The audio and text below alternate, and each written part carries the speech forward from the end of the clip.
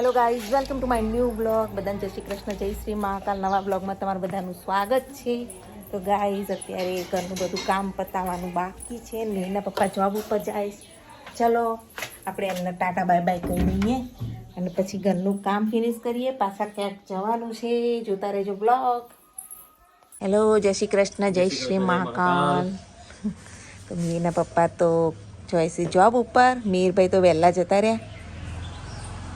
મીરના પપ્પા જોબ ઉપર જવાની તૈયારીઓ કરી રહ્યા છે અને અહીંયા જો આપણા તો કપડાં સુકાઈ ગયા. સવારમાં વહેલા ધોઈ નાખ્યા હતા, હજુ થોડા બાકી છે તો ધોઈ દઈએ. તો ગાઈસ જો આ વખતે તો થોડું જ કરિયાણું લાવવાનું છે, કારણ કે ગયા મહિનાનું બહુ પડ્યું, તેલનો ડબ્બો બધું પડ્યું જ છે. તો કરિયાણુંનું લિસ્ટ તો બહુ નાનું જ બન્યું છે, આટલું જ. તો ચલો જઈએ. અને આ જુઓ, કરિયાણું લેવા જઈએ ને એટલે દરેકના ઘરમાં આવો થેલો તો હશે જ, વિમલનો થેલો. સારામાં સારો કરિયાણું લાવવા માટે. ચલો ગાઈસ, બજાર જઈએ, બજારમાં મળીએ. તો 1 વાગ્યો છે. મિક્સ સબ્જી અને રોટી બનાવી હતી, દાદાએ જમી લીધું. દાદાની જ રાહ જોતી હતી. તો દાદા જમીને ગયા ઉપર અને આપણે હવે જઈશું બજાર. ચલો. અને મિહિર આવવાનું છે 1:30 વાગ્યા પછી, તો ત્યાં સુધી આવી જઈએ ફટાફટ. જુઓ, થેલા બેલા લઈ લીધા છે, લોકબોક કરી લઈએ અને જઈએ બજાર. બહાર નીકળ્યા પછી તો ગરમી દેખાઈ રહી જાય. જુઓ તડકો કેટલો બધો છે અને રિક્ષાની વેઇટ કરીએ છીએ, પછી જઈએ બજાર. આ બપોર સાધન મળવા મુશ્કેલ છે. હવે જઈએ આપણે બજાર એરિયા. કાલ માઉન્ટ આબુ ગયા હતા તો કપડાં થોડું વધારે પડતું હતું, એટલે લેટ પડી ગયા છે જવા આવવામાં. કરિયાણું લઈ અને પછી ઘરે જઈશું. સાણા બસ સ્ટેન્ડ. આ જો મુલકી ભવનનો ઢાળ અને આ મેન બજાર અમારું મહેસાણાનું. જવાનું છે દાલમીના ઢાળ આગળ. દાલમીના ઢાળે અમે કરિયાણું લેવા જઈએ મહેસાણામાં. કિનાળું. અને હવે જઈએ છીએ ફુવારા એરિયામાં. ઘણા ટાઈમ પછી બજાર આવ્યા છીએ તો શોપિંગ પણ કરવાની સાંજે ટાઈમ નહીં ના ઘરે આવી જઈએ. ના જુઓ, આ રેલવે સ્ટેશનવાળો એરિયા છે અને આ અમારું મેઇન એરિયા તોરણવાળી ચોક.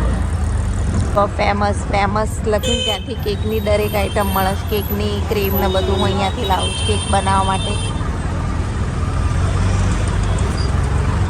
સ્પેશિયલ રિક્ષા જ કરી દીધી. અને હવે જઈશું દાલમીના ઢાળે.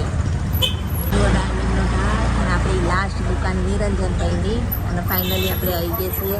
એ નિરંજનભાઈની શોપ આવી ગયા છીએ અને આ સામે દેખાય છે મસ્ત એરિયા શોપિંગ માટે. ફાઇનલી કરિયાણું બધું લઈ લીધું છે. ચલો હવે ઘરે જઈએ. સ્ટીલનો ડબ્બો નહોતો લેવો પણ લઈ લીધો. સ્પેશિયલ રિક્ષા કરી એના માટે કરિયાણું પણ લઈ લીધું.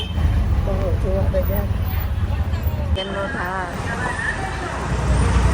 ગોળ ફરીને આવી હતી. હવે આ રસ્તેથી જઈએ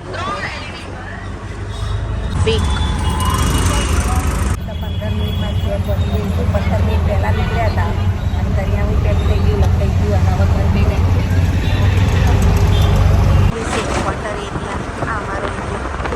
ઓનલી 15 મિનિટમાં કરિયાણું લઈને ઘર ભેગા થઈ ગયા. જુઓ કરિયાણું. તો ચાલો હવે ઘરમાં લઈ જઈએ. ગરમી સખતની જ બહાર. 15 મિનિટમાં તો ઉનાળો દેખાઈ ગયો. ફાઇનલી કરિયાણું તો આવી ગયું, કારણ કે આજ લગભગ 12મી તારીખ થઈ. 12 તારીખ થઈને ઘરમાં કરિયાણું થઈ રહ્યું હતું, પણ લગ્નને એવા બધા પડ્યા હતા. અમે ફરવામાં લગ્નમાં વચ્ચે ગયા હતા એટલે ટાઈમ જ નહોતો મળતો. પણ ફાઇનલી આજે આવી ગયું છે કરિયાણું. તો હવે મિહિરભાઈની રાહ જોઈએ. મિહિરભાઈ હજુ આવ્યા નહીં. આપણે 1 વાગે નીકળ્યા હતા અને 1:20 ઘરે આવી ગયા. તો મિહિર આવ્યા પછી જમવાનું રાખીએ. મિહિર આવે એટલે જમી લઈએ. તો ગાઈસ જુઓ, આપણે શું બનાવવાના છે. આ વસ્તુ શું છે ને એ મને ખબર નહીં, પણ આપણે આનો આજ સલાડ બનાવીશું. જો કેવું છે. અને મૂળા જેવો ટેસ્ટ આવે છે અને એના પાંદડા પણ જુઓ, સેમ મૂળા જેવા પાંદડા છે. પણ આ આબુની કંઈક પ્રખ્યાત આઈટમ છે એ રહી. આના સલાડમાં પણ યુઝ કરાય છે અને એનું શાક પણ બનાવે. આવું બધું કહેતા હતા એ ભાઈ. ખાસ ખ્યાલ નથી. તો આપણે આજે આનો સલાડ બનાવીશું. ચલો હાલો ગાઈઝ, આને કટ કરી લઈએ. જુઓ, પહેલાં કટ કરીને ધોઈ નાખીએ એને પહેલાં. જો આને આપણે ખાવાનું બધું આમ એકદમ મસ્ત સલાડ બનાવીએ આપણે. જો આ રીતનું જ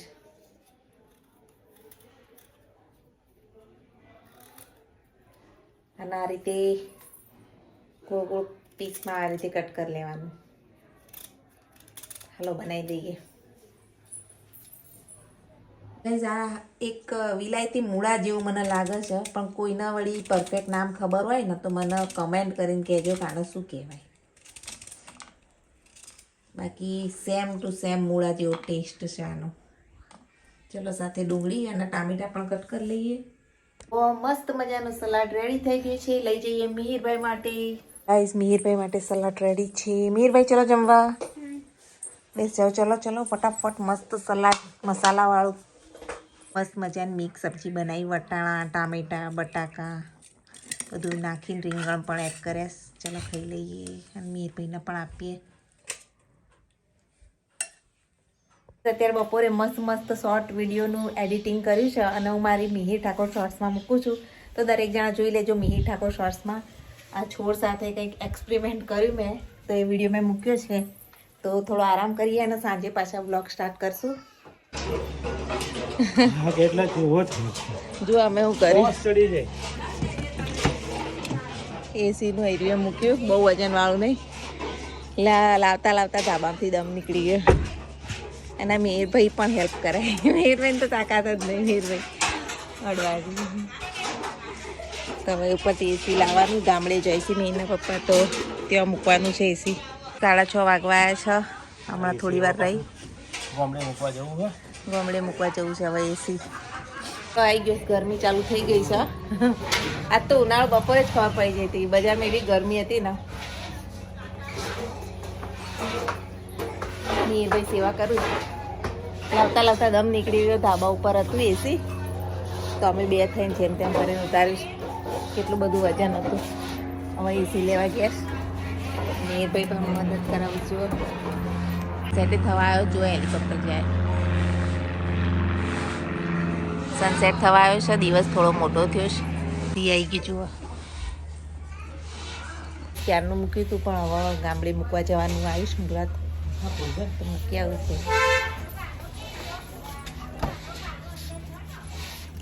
મિહિરભાઈને વાયર ને બધું લઈને આવ્યા છીએ. હાલો હવે રસોઈની પણ તૈયારી કરવાની છે. ખાવાનું શું થશે? લાપસી તો આજ નહીં કાઢી, કારણ કે દહીણું નહીં દળ્યું લાપસી. જઈશ ગામડે. મિહિરભાઈ પાણી ભરીને આપ્યું. તમારે નહીં જવું મિહિરભાઈ ગામડે? જય શ્રી કૃષ્ણ. જય શ્રી મહાકાલ. ફરવા જતા આજ પપ્પા જોઈશ ગામડે. અને મિહિર પરીક્ષા એટલે ને હું તો ક્યારની જતી રહું પાછી ગામડે. મને ઈચ્છા થઈ ગઈ મિહિર જવાની. હા ના, પણ આને પછી રજાઓ પડે એટલે જઈ આવો તમે. જઈશું આપણે રવિવાર પાછા. જવાય તો ટાટા કહી દો પપ્પા કહો.